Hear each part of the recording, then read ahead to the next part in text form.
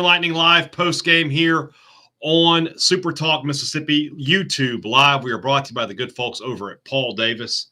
I'm not going to lie to you. I have my Paul Davis read written down on a sheet of on a document that's on my laptop, which is at home. But there's one thing I know about Paul Davis. When you have a disaster, when you have something go wrong that you can't fix at home, Paul Davis is going to be there for you.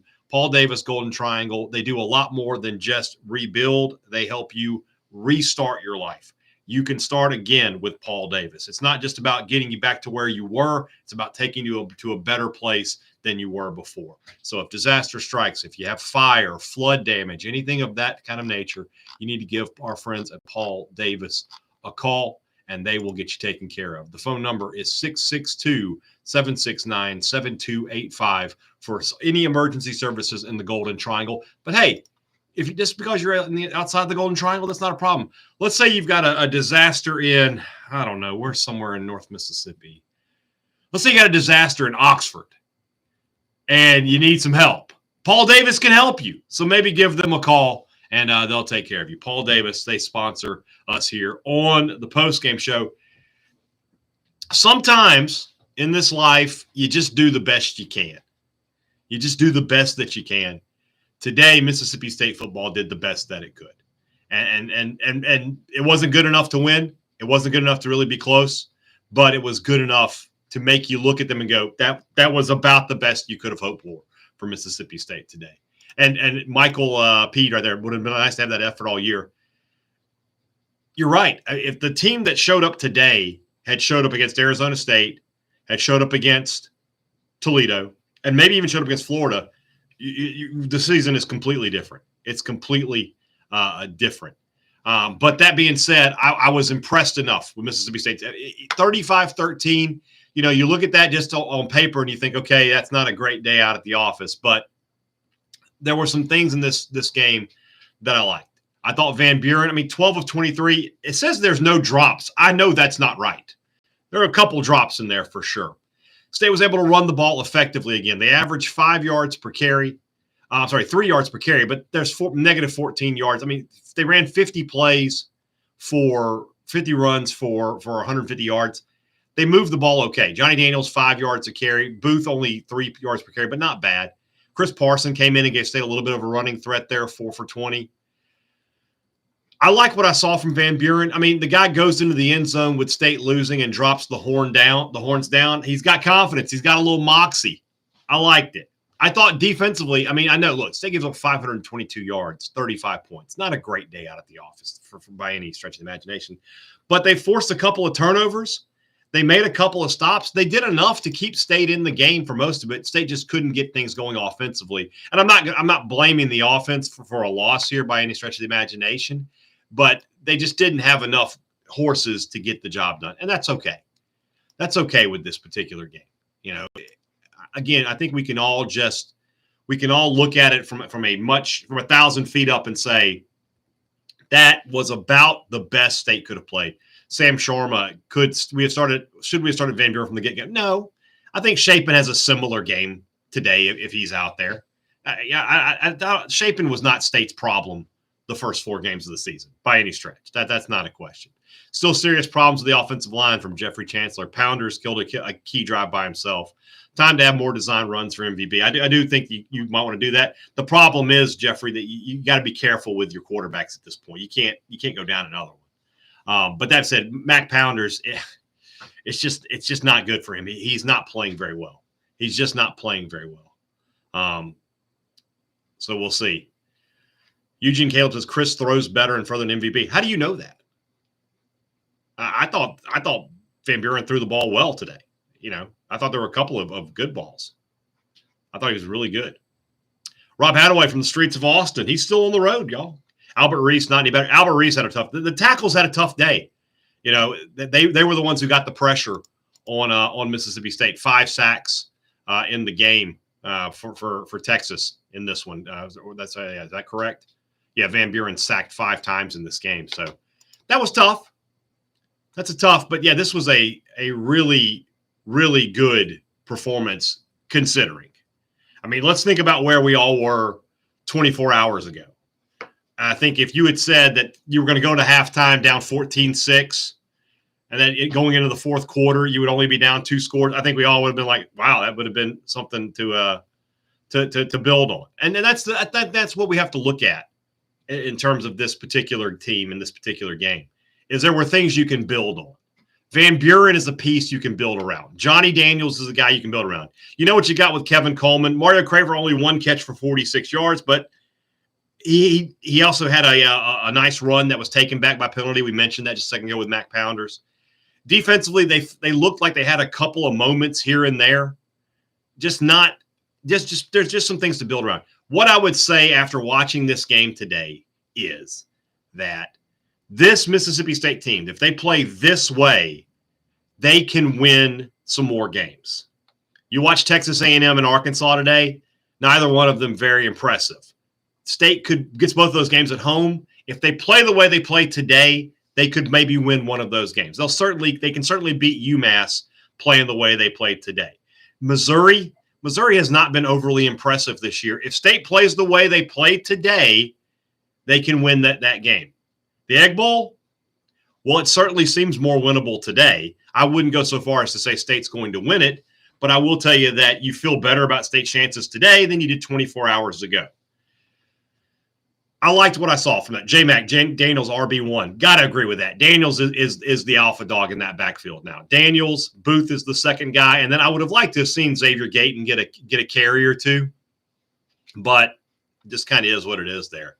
Skill positions are really good from Dan Glenn. We just got to have better line play. The O-line just is what it is at this point. I would be getting the younger guys some more reps, but that's just what it is. Steven Strawberry, same thing, just missing better players on the offensive and defensive line.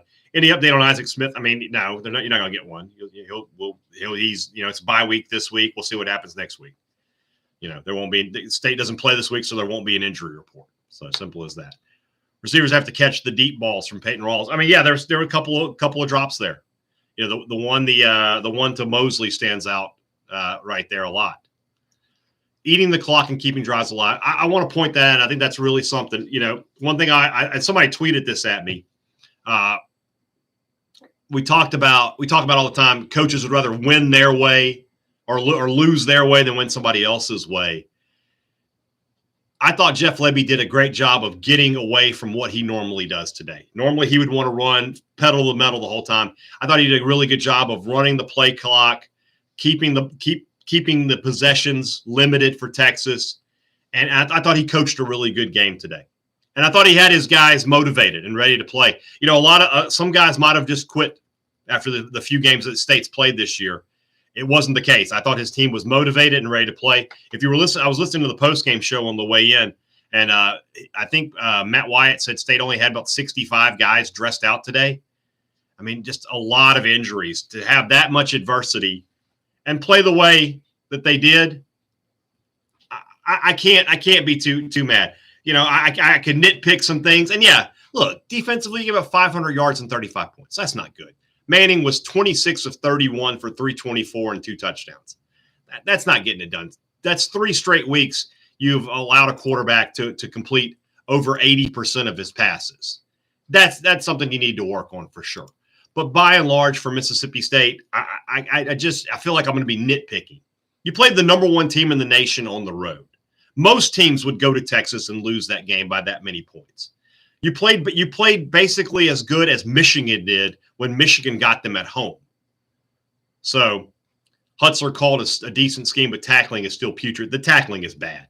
It's just bad. I mean, you can't get around that. In that, Sam Sherman, I bought into Lebby more today. Marketing bully. Lebby can adjust. I agree with that. Yeah, I feel better about Jeff Lebby, head coach of Mississippi State football today, than I did yesterday. And this game changed some perceptions for me. I think this team can find a way to win some more games now. We'll see. Ian Van Devender, I'm sorry. Lebby playing the time of possession game shows me he knows what the hell he's doing. I agree. Is RD giving up the highest quarterback accuracy this year? It's got to be. Yeah, they got to be. Without looking. That's 3 straight QBs over 80%. Lots of people lost lots of money on that game. That is very true. I would be willing to bet in Vegas 80% of the money was on Texas to cover that game, but that's not going to be the case this week. That there's probably there may have been a couple of other big favorites too, that didn't cover. I'm trying to think of one off the top of my head. I'm sure there's somebody I'm not thinking of. Somebody who's probably like a 17.5 point favorite or something. We'll talk about that later, though. It's something. Let's get with that later. All in all, for Mississippi State, though, a lot of as many positives as you can take from a 22-point loss. I'm willing to do that. I'm willing to sit here with you today and say, look, the season has not gone the way you wanted it to, and the season probably isn't going to go the way you want it to. The odds of you getting in the postseason are going to be tough. But so it's Sam Sharma here. Is the ceiling now 3-9? I don't even know what the ceiling is, to be honest with you, right this second. I feel like the team I saw today could pick up a couple of wins we're not expecting them to win. There'll be upsets. There's no question about that. State probably next week will be around, or 2 weeks from now when they play Georgia, likely to be another 30-point underdog in that one. But then when you play A&M at home, you might only be a 7 to 10 point underdog, maybe 14 at most. You can get that game. And then, going forward, Arkansas, beatable. I mean, it's beatable. I'm not saying State's going to win. I don't want people looking at this going, he predicted. I'm not predicting State to win that, but I am just telling you that State can win that game. They can beat Texas A&M. They can beat Arkansas. They can beat UMass. The last three are going to be tough. Tennessee, Missouri, Ole Miss, but there you go. Wow, is Bama really up 2 touchdowns on Georgia right this second? What's the score of that game? Holy cow. Well, there you go. That's surprising to me.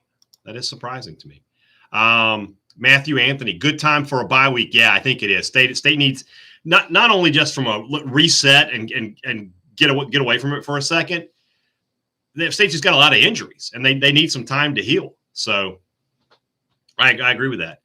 If we play this way, they could beat Arkansas, Missouri, UMass, and Ole Miss is a coin flip every year.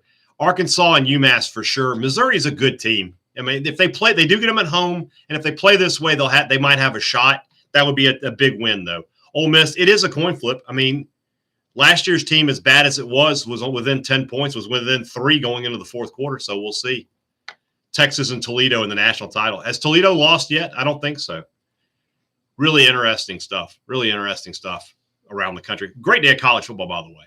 Good stuff. Preston Kennard wanted to say hey to fellow State fans and Brian going to a Saints-Broncos game. Need tips on where to go. Will be my first NFL game. I've only been to like 3 Saints games in my life. So if you're going to New Orleans, though, I got plenty of tips. Hit me up on Twitter, and I'll tweet you some suggestions. Or you can just go to my buddy Robert St. John's webpage. He's got a list there of New Orleans restaurants. If anybody wants to put a New Orleans tip for our friend Preston in the chat here, by all means, we will take any and all New Orleans tips today.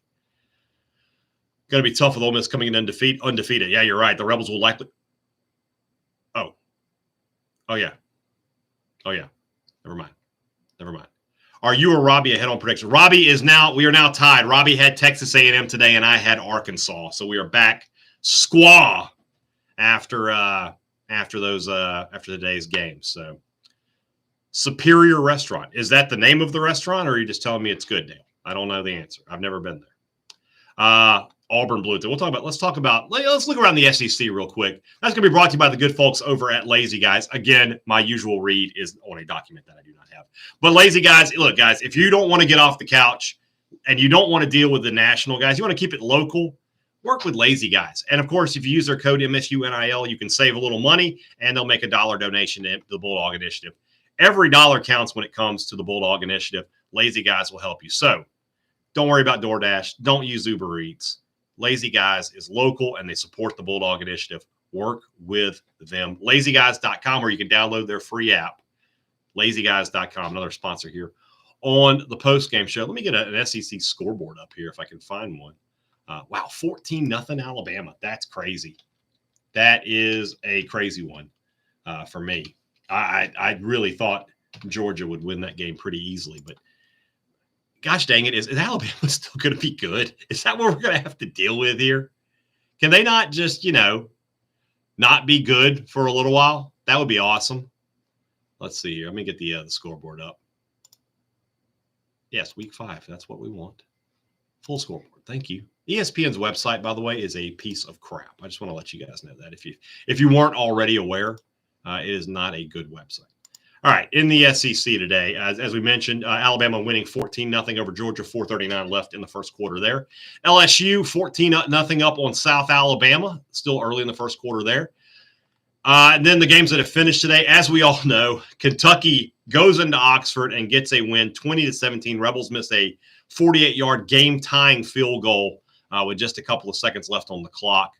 Jackson Dart, not a great day for him, 18 of 27, 261, one touchdown, which came late.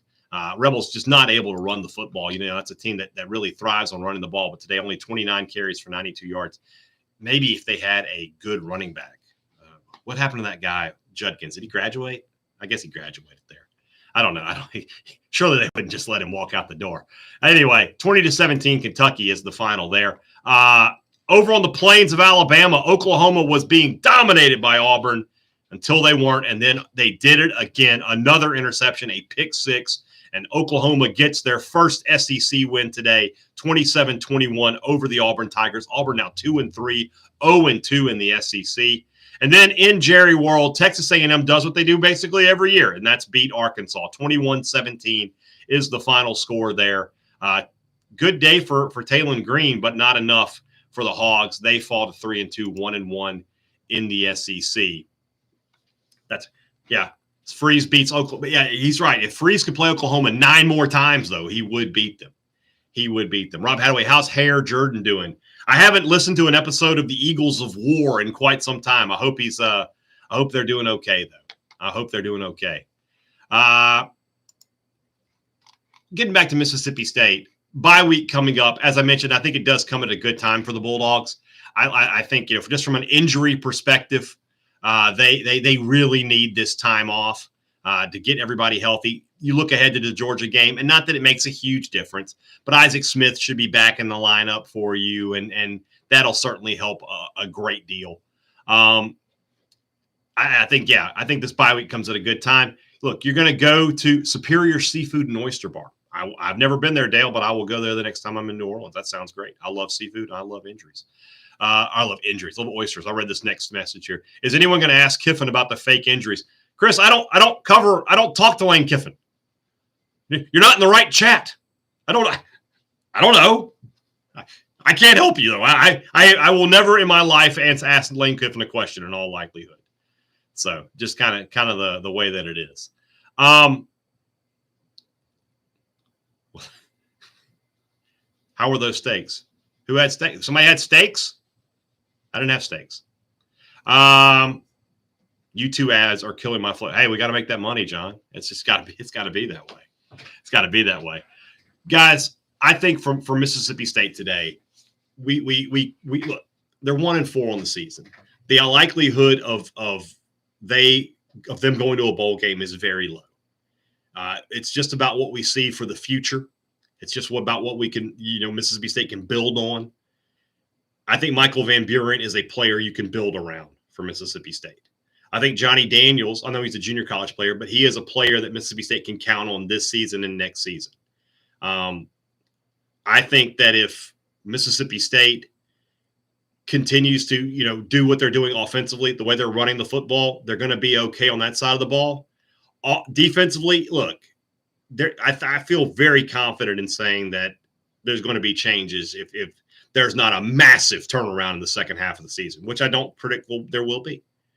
So, it's just about the little victories. It's just about what did you see today?